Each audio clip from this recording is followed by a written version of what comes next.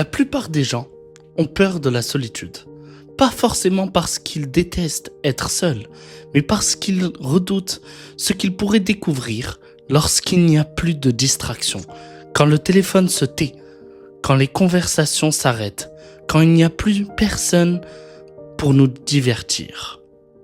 Il reste quelque chose que beaucoup d'entre nous essaient d'éviter, nous-mêmes. Pendant longtemps, je n'ai pas compris cela. Je voyais la solitude comme une épreuve, comme quelque chose qu'il fallait supporter. Aujourd'hui, je la vois différemment. Je pense que la solitude peut être une enseignante, pas toujours agréable, parfois même très douloureuse, mais capable de nous révéler des vérités que le bruit du monde nous empêche souvent d'entendre. Et c'est de cela que j'aimerais vous parler aujourd'hui. Lorsque l'on parle de solitude, certaines personnes imaginent une retraite volontaire, un choix, un moment de calme, mais toutes les solitudes ne sont pas choisies. Certaines nous tombent dessus. Très tôt dans ma vie, j'ai connu des périodes où je me suis senti profondément seul, après la mort de ma mère, pendant certaines périodes de harcèlement, à travers certaines difficultés familiales, à travers certaines blessures que je gardais à l'intérieur. Je ne vais pas prétendre que j'ai toujours bien réagi, ce serait faux. J'ai connu des moments où je me sentais perdu, des moments où je ne comprenais plus vraiment ce qui m'arrivait, des périodes où mes pensées devenaient lourdes, ces périodes où la souffrance semblait ne jamais vouloir partir.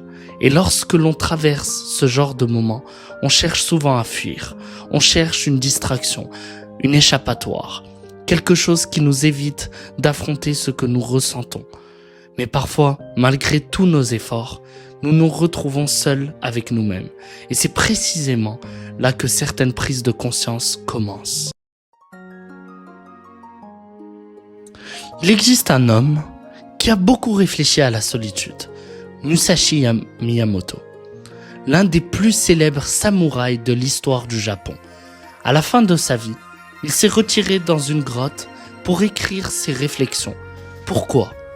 Parce qu'il avait compris quelque chose.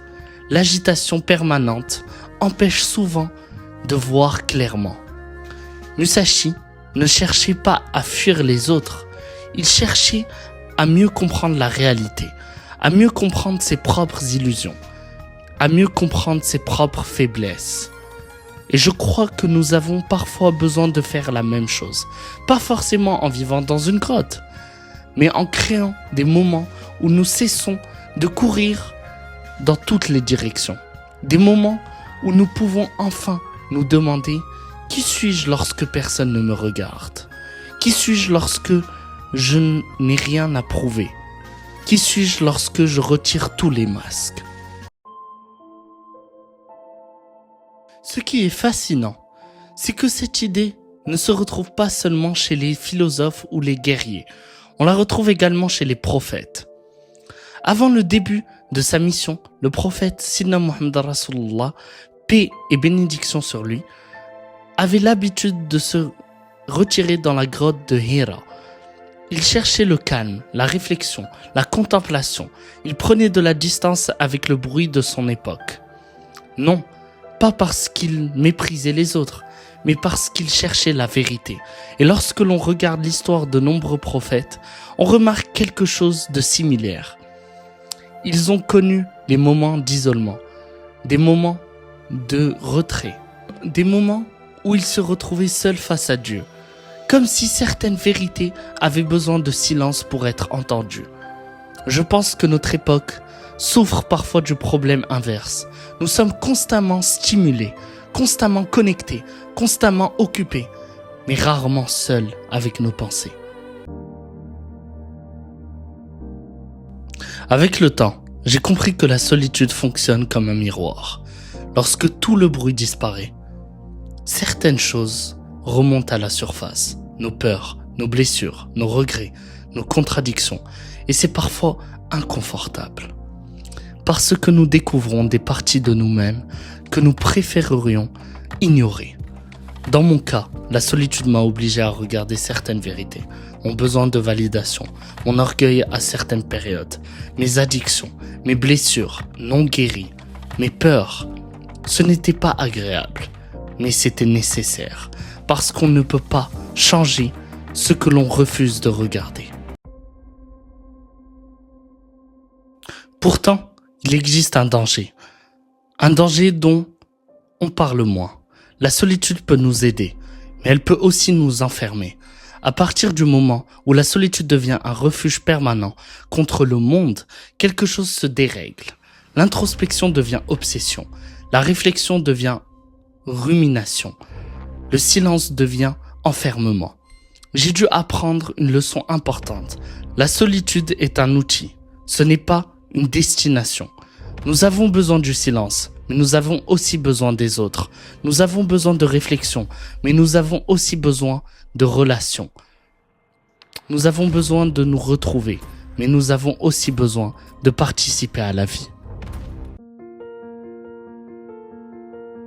Aujourd'hui, lorsque je regarde mon parcours, je ne remercie pas mes souffrances.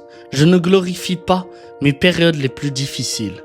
Je sais à quel point elles ont été douloureuses, mais je reconnais qu'elles m'ont obligé à me poser des questions importantes. Qu'est-ce qui compte vraiment? Pourquoi suis-je ici? Que suis-je en train de poursuivre? Qu'est-ce qui mérite réellement mon énergie?